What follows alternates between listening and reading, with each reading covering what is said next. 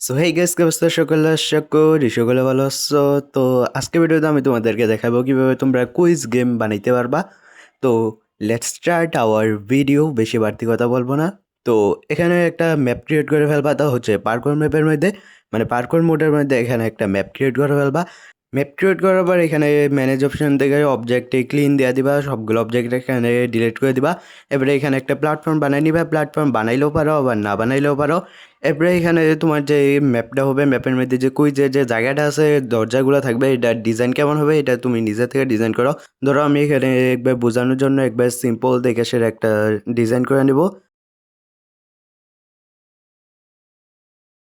এই কাজগুলো শেষ হওয়ার পর এখানে তুমি এখানে একটা টেক্সটে নিবা, অবজেক্ট অপশন থেকে এখানে চলে আসবা। অবজেক্ট অপশনের মধ্যে দেখে এখানে পারফরমেন্স দেখতে পাবা। এই পারফরমেন্স অবটাকে এখানে যে পারফরমেন্স অপশনটা আছে এটা থেকে একটা টেক্সট অপশন সিলেক্ট করে নিবা। এবারে এটার যে জেটের যে ভ্যালু আছে, জেটের ভ্যালু একবারে কমাই দিবা যাতে করে এটা 2D হয়ে থাকবে টেক্সটটা।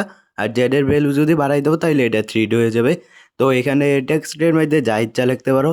ধরো আমি এখানে লিখলাম হচ্ছে হু আর ইউ। এবারে এখানে এর থেকে রেড কালার দিয়ে দিলাম টেক্সটের কালার। টেক্সটের কালার নিজের ইচ্ছা মতো দিতে পারো। এবারে নিচে আছে হচ্ছে সাইজ, ফন্ট সাইজ, যে লেখার সাইজ আছে এটা নিজের থেকে চেঞ্জ করতে পারো। এরপরে এখানে লেখার স্টাইল আছে, আরও অনেকগুলা সেটিং আছে নিচে। এগুলো তুমি যদি তোমার ইচ্ছা তুমি চেঞ্জ করলেও পারো আবার না করলেও পারো।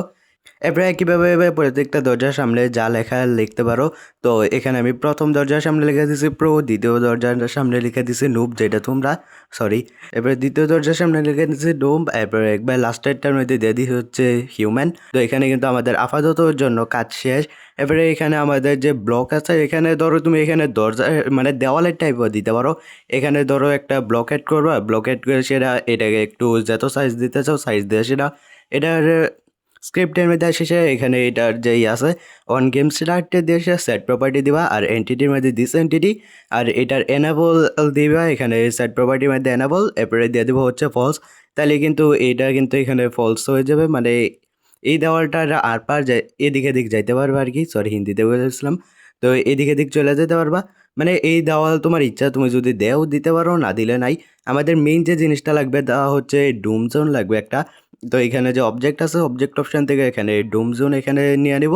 এবার এখানে ডুম জোনের সাইজটা একবারে চিকন করে দিব। এবার চিকন করার পর এখানে এটার যে সাইজ আছে, সাইজটা আমাদের যে দরজা আছে দরজার সাইডে সাইজে দিয়ে দিব। মানে যেই যেই প্রশ্নগুলোর সাইডে এই ডুম জোনটা থাকবে ওই জায়গায় গেলে আমাদের এনিমি মানে প্লেয়ারটা এখানে এলিমিনেট হয়ে যাবে। এখানে যদি আমি প্রো দিলাম, এরপর এসে নুব দিলাম, আর এখানে যে হিউম্যান যে জায়গাটা আছে এই জায়গার মধ্যে আমি ডুমজোনটা অ্যাড করবো না, তার মানে আমার যে ডুমজোন আছে ওইখানে গেলে কিন্তু আমাদের প্লেয়ার কিন্তু এলিমিনেট হবে না। তো এখানে আমি প্রত্যেকটা জায়গায় যদি এখানে দিয়ে দিই, এরপরে এখানে আমাদের যে আবার আছে কি যে কয়, এরপরে আমাদের যে আবার চেক পয়েন্ট আছে এখানে আবার একটা চেক পয়েন্ট অ্যাড করে নিবা। এরপরে এখানে ফিনিশ পয়েন্ট অ্যাড করে নিবা, কারণ ফিনিশ পয়েন্ট আর ফিনিশ পয়েন্ট আর চেক পয়েন্ট ছাড়া তো তোমার পার্কুর ব্যাপার চলবে না। তো এখানে এই দুটোটা অ্যাড করে নিবা। ধরো এখানে চেক পয়েন্ট যেটা আছে এটা একটু সামনে দিয়ে দিলাম। এরপরে এটার আবার স্ক্রিপ্টের মধ্যে চলে আসবো। এটার স্ক্রিপ্টে আসার পর এটার মধ্যেও লিখে দেবো অন গেম স্টার্ট। এরপরে এখানে একটা সেট প্রপার্টি ব্লক নেব। এরপরে এটার মধ্যে এন্টিটির মধ্যে দিস এন্টিটি, আর এটার ভিজিবল ফলস দেওয়া দেবো। এটার যে সেট প্রপার্টি আছে এটার মধ্যে ভিজিবল, আর যে বেলু আছে বেলুর মধ্যে দিয়ে দেবো ফলস। তাহলে কিন্তু আমাদের যে ম্যাপটা আছে, ম্যাচ স্টার্ট হওয়ার পর থেকে কিন্তু এই যে ব্লকটা আছে মানে আমাদের যে চেক পয়েন্ট আছে এটা ভিজিবল থাকবে না, যার কারণে কিন্তু আমাদের ম্যাপটা দেখতে একটু সুন্দর লাগবে। তুমি চাইলে এটা ভিজিবল রাখতেও পারো আবার এনেবল রাখতে পারো, এটা তোমার ইচ্ছা। তো এখন যদি আমি গেমের মধ্যে আসি তাহলে কিন্তু দেখতে পাইতেছ আমার কিন্তু যেই জায়গাগুলো আমি ডুমজোন রাখছি ওই জায়গায় কিন্তু আমার প্লেয়ার এলিমিনেট হইতেছে। মানে ধর, আর যেই জায়গার মধ্যে ডুমজোন রাখে না ওই জায়গায় কিন্তু কিছু হইতেছে না।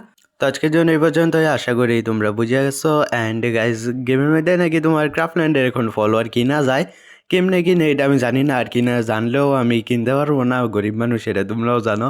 আর ক্রাফটল্যান্ডের ফলোয়ার বাড়ানোর অনেক ট্রিক্স আছে। আর ক্রাফটল্যান্ডের পয়েন্ট যদি তুমি বাড়াইতে চাও তাইলে তোমার বেস্ট অপশন হচ্ছে ক্রাফটল্যান্ডের ফলোয়ার বাড়াও।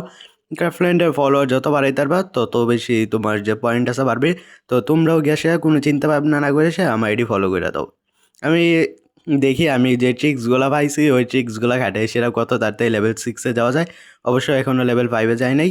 মেইন টার্গেট হচ্ছে লেভেল 6, কারণ লেভেল 6-এ যাওয়ার পর থেকে গেরিনা কিন্তু অফিসিয়ালি আমাদের ম্যাপ রেকমেন্ড করবে। তো আশা করি তোমরা ম্যাপ বুঝে গেছো কীভাবে বানাইতে হইব। অ্যান্ড কোনো সমস্যা থাকলে বলতে পারো। আজকের জন্য এই পর্যন্তই। Bye bye.